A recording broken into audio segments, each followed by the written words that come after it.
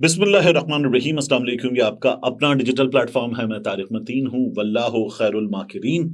वही बचाएगा मेरे देश को बलाओं से, जो बारिश में शजर से घोंसला गिरने नहीं देता। इससे पहले कि आगे बढ़ें, आपसे दरखास्त है कि इस खाकसार को, इस नाचीज़ को सब्सक्राइब कीजिए, लाइक कीजिए, कमेंट कीजिए। जो चीज़ लाइक ना करें वो कमेंट करके ज़रूर बताएं। साथ ही अलग न्यूज़ के लिए भी आपसे दरखास्त है कि सब्सक्राइब कीजिए, लाइक कीजिए, कमेंट कीजिए। अब इस वीडियो के मौज़ूआत की जानिब बढ़ें। आपने थंबनेल में देखा बड़ी खौफनाक सी बातें, और ये बातें की हैं जावेद चौधरी साहब ने। अभी इन तमाम बातों का जवाब देते हैं, इनको एनालाइज करते हैं, और जावेद चौधरी साहब ने क्या क्या झूठ बोले हैं इसकी भी इस वीडियो में बात करेंगे। ज्यादती, फिक्री बदयानती, बहुत बड़ी ज्यादती जावेद चौधरी साहब कर रहे हैं और करते रहते हैं अक्सर। और इसमें एक वारदात है, वो वारदात भी मैं आपके सामने अभी रखूंगा थोड़ी देर में। पहले भी मैं इस पर बात कर चुका हूं, लेकिन वो अभी आपके सामने रखूंगा। पाकिस्तान तहरीक इंसाफ ने 2 अदद सरप्राइजेस भी दे दिए हैं, इन सरप्राइजेस की भी बात करेंगे। लेकिन सबसे पहले जावेद चौधरी साहब, हमारे आपके प्यारे जावेद चौधरी साहब लिखते हैं अपने कॉलम में, ये शादी होने दें। आमतौर पे कहा था ना ये शादी नहीं हो सकती, वो कहते हैं ये शादी होने दें। उन्होंने दोस्तोफिस्की का एक नामवर अदीब, उनका हवाला दिया और कहा कि उन्हें दोस्तोफिस्की का एक अदद जुमला किसी ने भेजा, और वो जुमला जो है वो जावेद चौधरी साहब जो है अपने कॉलम की बुनियाद बना रहे हैं। वो कहते हैं कि किसी ने उन्हें ये जुमला भेजा, आप भी फिक्रे का लुत्फ लें कि आप अगर किसी औरत से मोहब्बत करते हैं और आप उसे भूलना चाहते हैं तो आप उससे शादी कर लें। आप अगर किसी औरत से मोहब्बत करते हैं और उसे भूलना चाहते हैं तो आप उससे शादी कर लें। फिर जावेद चौधरी साहब आगे इसको एक्सप्लेन खुद करते हैं। वो औरत चंद माह में आपके दिल से उतर जाएगी, वरना तमाम उम्र आप उससे मोहब्बत करते रहेंगे। अगर शादी नहीं होगी तो आप तमाम उम्र मोहब्बत करते रहेंगे। आप दोस्तोफिस्की की विजडम देखिए, उसने किस खूबसूरती से दुनिया की तल्ख तरीन सच्चाई बयान कर दी है। अब आगे जावेद साहब एक जुमला लिखते हैं, ये सच है, हम इंसान किसी ना किसी दिमागी खारिश का शिकार रहते हैं। किसी को दौलत चाहिए, किसी को पावर, किसी को शोहरत, और कोई किसी मर्द या औरत की मोहब्बत में गिरफ्तार हो जाता है। आप अगर किसी की ख्वाहिश खत्म करना चाहते हैं तो वो जो चाहता है आप उसे दे दें, वो शख्स चंद दिन में अपनी कामयाबी के नीचे दबकर खत्म हो जाएगा। हम हीर और रांझे की दास्तान सुनकर जवान हुए। फिर उसके जावेद साहब क्या करते कि ये जो हमारे यहाँ मोहब्बत की दास्तानें हैं, इनका भी हवाला देते हैं। पाकिस्तान की तारीख में भुट्टो का भी हवाला देते हैं, मुजीब का भी हवाला देते हैं। और ये हवाले देने के बाद जावेद चौधरी साहब आ जाते हैं अपनी शदीद फिक्री बददियानती पर, और आ जाते हैं इमरान खान पर। जावेद साहब जब इमरान खान पर आकर इमरान खान की बात करते हैं ना, तो मैं अभी जावेद साहब की जो बातें इमरान खान के बारे में हैं वो आपके सामने रखूंगा, और उसके बाद फिर जावेद साहब क्या कर रहे हैं इसका जवाब जावेद साहब को जावेद साहब की जबान में इनके कॉलम से ही देंगे। चौधरी साहब लिखते हैं, हमारी रियासत और सियासी जमातों ने, एक बड़ा हिस्सा मैंने छोड़ दिया, हमारी रियासत और सियासी जमातों ने इमरान खान के मामले में भी यही गलती की। इमरान खान एक जुनून का नाम था। अवाम का ख्याल था कि खान आएगा और मुल्क की तमाम सड़कें सोने की बन जाएंगी, मगर खान आया और उसने मुल्क की हर चीज, हर इदारे का जनाजा निकाल दिया। यह आखिर में उस इदारे पर भी पिल पड़ा जिसने इसे इख्तिदार में लाकर एहसान किया था। लिहाजा यह बड़ी तेजी से अपने अंजाम की तरफ बढ़ रहा था। पार्टी टूट चुकी थी, इत्तेहादी नाराज थे, फौज के अंदर उसके लिए नफरत थी, और अवाम का रांझापन उड़ चुका था। उस जमाने में हालत यह थी कि बैनुल अक़वामी दुनिया हमारे वजीर आजम और वजीर खारिजा से मिलने के लिए तैयार नहीं होती थी। जावेद साहब की राय है, फौज बड़ी मुश्किल से किसी ना किसी मुल्क को तैयार करती थी, मगर खान वहां भी कोई ना कोई ऐसी हरकत कर आता था कि नुकसान कंट्रोल करना मुश्किल हो जाता था। चुनाचे पार्टी ओवर हो चुकी थी, लेकिन उस वक्त की स्टैब्लिशमेंट और अपोजिशन जमातें जल्दबाजी कर बैठी। सियासी लोग जेलों, और एस्टैब्लिशमेंट जनरल फैज हमीद की ख्वाहिशों से घबरा गई। अब जावेद साहब एक हकीकत लिखते हैं, ये दोनों इकट्ठे हुए और इमरान खान को घसीट कर कुर्सी से उतार दिया। दोबारा सुने, ये दोनों इकट्ठे हुए और इमरान खान को घसीट कर कुर्सी से उतार दिया। जावेद साहब ये ना नवाज शरीफ मानता है, ना शहबाज शरीफ मानता है, ना कोई और मानता है। मैं और आप जैसे दोस्त तो कहते रहते ना कि ये दोनों इकट्ठे हुए, कोई नहीं मानता। आपने लिख दिया, डॉक्यूमेंट कर दिया, थैंक यू वेरी मच। और यूं वो हो गया जिसके बारे में इन लोगों ने ख्वाब में भी नहीं सोचा था। आज इमरान खान 2018 से भी कई गुना बड़ा देव बन चुका है, اور سیاسی جماعتیں اور طاقت کے ماخذ اکٹھے ہو کر بھی اس کا مقابلہ نہیں کر پا رہے۔ میاں صاحب، یہ جاوید چوئی صاحب آپ کے چہیتے جن کی نوکری کئی بار ایکسپریس نیوز میں بچائی گئی نا، وہ لکھ رہے ہیں کہ کوئی مقابلہ نہیں کر پا رہا، اس کی مقبولیت حقیقی ہے۔ پہلی حقیقت آپ کے لیے۔ پھر وہ کہتے ہیں یہ جیل میں بھی اس وقت کا سب سے بڑا سیاسی چیلنج ہے۔ دوسری حقیقت آپ کے لیے، اور اگر ملک میں صاف اور شفاف الیکشن ہو گئے تو یہ 2/3 اکثریت لے جائے گا۔ تیسری حقیقت آپ کے لیے، اگر ملک میں صاف اور شفاف الیکشن ہو گئے تو عمران خان 2/3 اکثریت لے جائے گا۔ یہ پڑی آپ کی جمہوریت، یہ پڑی جاوید چودھری صاحب آپ کی صحافت، یہ پڑی آپ کی دیانتداری۔ فٹے منہ ایسی دانشوری کے کہ آپ یہ کہہ رہے ہیں کہ ایک شخص کو صاف اور شفاف الیکشن نہ دے یہ ملک، اس ملک کے لوگوں کو صاف اور شفاف الیکشن نہ ملے۔ کیا فائدہ کہ آپ کو لوگ سب سے بڑی تعداد میں جن صحافیوں کو پڑھتے ہیں آپ ان میں شامل ہیں؟ کیا فائدہ؟ یہ 2/3 اکثریت لے جائے گا اور اس کے بعد یہ سڑکوں اور گلیوں میں پھانسیاں دے گا۔ اب یہ آپ کا دماغ ہے، یہ سڑکوں اور گلیوں میں پھانسیاں دے گا اور اس وقت تک دیتا رہے گا جب تک یہ شیخ مجیب کے انجام تک نہیں پہنچ جاتا۔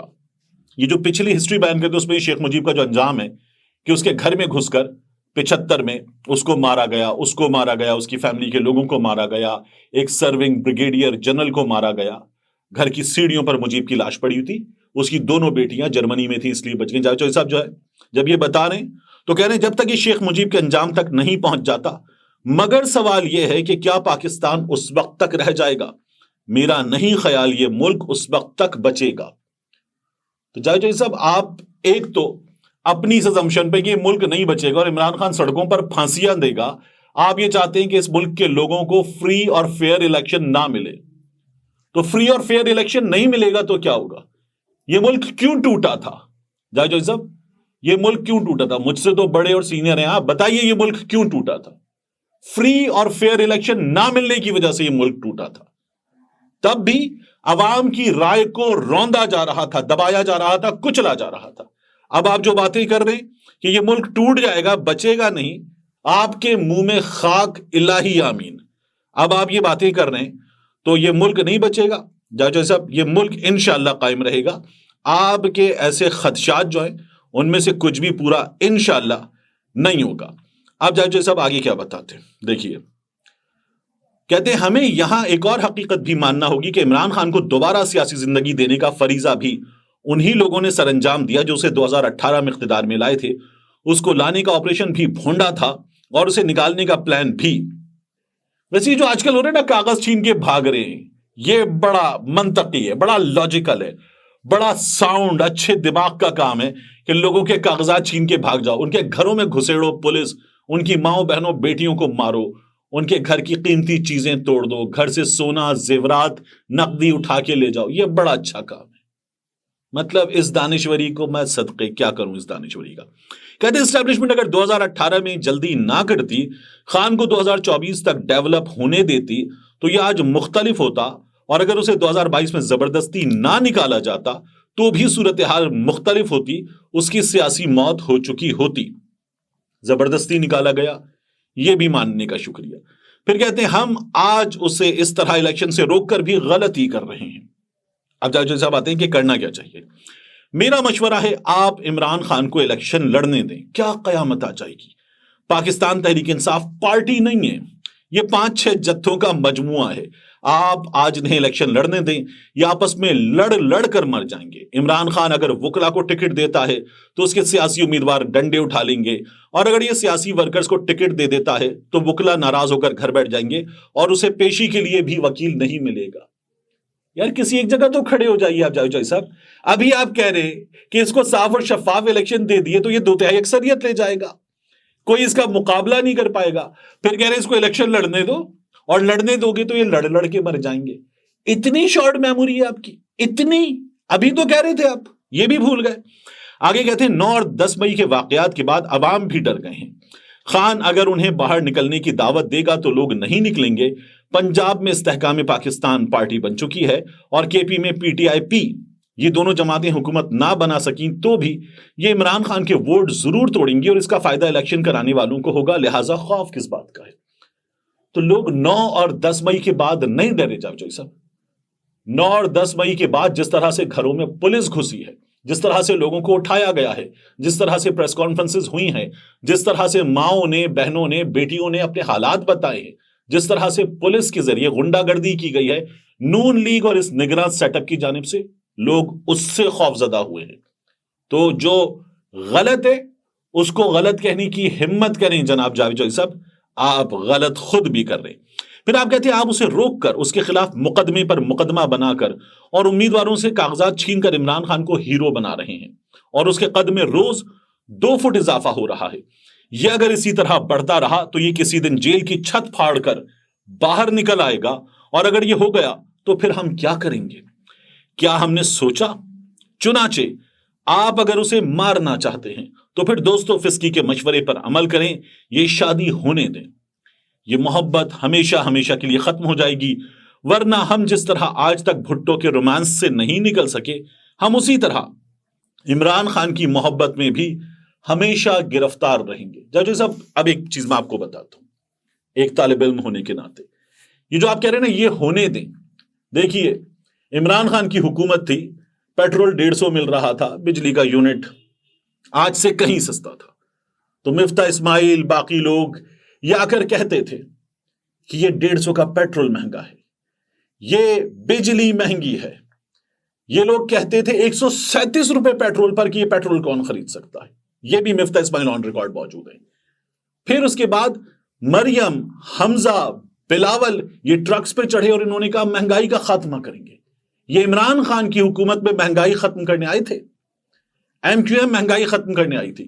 تو جو آپ کہہ رہے ہیں نا یہ ہونے دیں، تو پھر اس کے بعد طاقتوروں نے یہ ہونے دیا کہ عمران خان کی حکومت گر گئی، اور یہ ہو گیا۔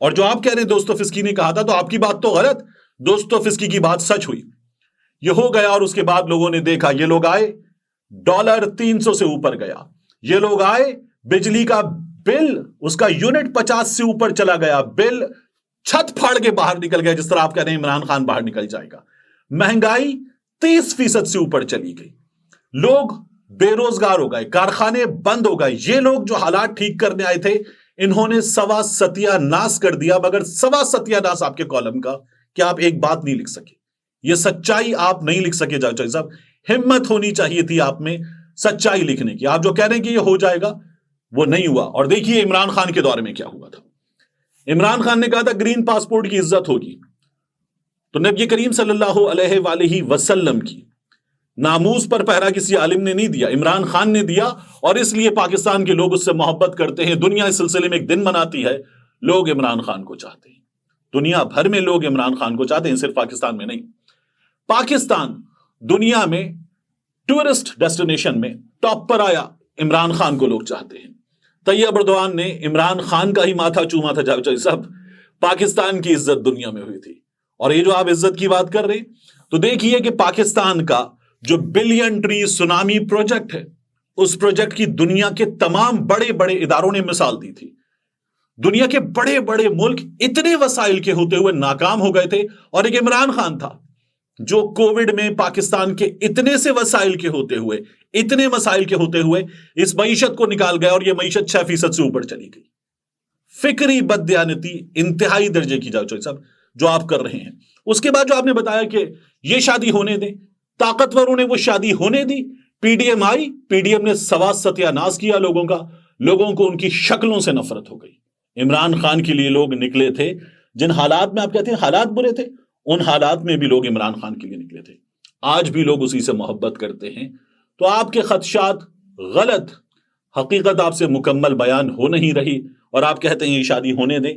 اب جس شادی کو کروانے کی کوشش ہو رہی ہے، اس شادی کو لوگ نہیں مانیں گے، لوگ کہہ رہے یہ شادی نہیں ہو سکتی۔ یہ سب سے بڑی حقیقت ہے جس کو بیان کرنے کی آپ میں ہمت نہیں ہے۔ اب آگے آ جائیے، پاکستان تحریک انصاف نے 2 سرپرائزز آج دیے ہیں۔ ایک سرپرائز پاکستان تحریک انصاف پہنچی ہے پشاور ہائی کورٹ، جہاں سے امید ہے پاکستان تحریک انصاف کو کہ بلے کا انتخابی نشان انہیں واپس مل جائے گا۔ ایک دوسرا، پاکستان تحریک انصاف کے رہنما عمر ایوب خود پشاور ہائی کورٹ پہنچ گئے، منظر عام پر آ گئے۔ عمر ایوب صاحب جو ہیں وہ اس سے پہلے منظر عام پر آئے تھے جب ان کے والد گرامی کا سفر آخرت ہم دیکھ رہے تھے، تب وہ منظر عام پر آئے تھے۔ پاکستان تحریک انصاف والے جو ہے وہ آج بھی ایک صورتحال کا مقابلہ کر رہے ہیں جس میں سلمان اکرم راجہ جیسا اس ملک کے ٹاپ وکلا میں شامل آدمی کھڑا ہوا ہے اور اس کے سامنے ایک پولیس والا عام سا وہ کھڑا ہو کے اشتہاری کی باتیں کر رہا ہے اور اتنے بڑے وکیل کا باہر رستہ روکا ہوا ہے. پاکستان تحریک انصاف کے لوگوں کو اسکروٹنی کے عمل میں یہ پولیس روک رہی ہے, تجویز کنندہ تائید کنندہ گرفتار کر رہی ہے. پورا سسٹم عمران خان کا رستہ روک رہا ہے. الیکشن کمیشن عمران خان کا رستہ روک رہا ہے اور وہ الیکشن کمیشن جو عدالتوں میں جھوٹ بول رہا تھا اور عدالتیں وہ جھوٹ سن رہی تھیں, وہ الیکشن کمیشن اب بھی ناکام ہے. وہ الیکشن کمیشن جس کے پاس ایبسولوٹ پاورز ہیں وہ الیکشن کمیشن ناکام ہے. اور اسلام آباد میں اسٹیبلشمنٹ ڈویژن کہتا ہے یہ آئی جی تبدیل نہیں ہوگا, یہ ڈی سی اسلام آباد تبدیل نہیں ہوگا. ہو دا ہیل آر یو, یہ بتایا جاتا ہے الیکشن کمیشن آف پاکستان کو, جس کے پاس تمام اختیارات ہیں ان کو یہ بتایا جا رہا ہے. تو اس وقت عمران خان کا رستہ روکنے کی کوشش تمام طاقتیں کر رہی ہیں اور یہ تمام طاقتیں جو ہے وہ منہ کے بل گرتی ہوئی نظر آ رہی ہیں کیونکہ عمران خان کے پاس طاقت کا سرچشمہ عوام کی طاقت ہے. ملتے ہیں انشاءاللہ آپ سے اگلی ویڈیو میں.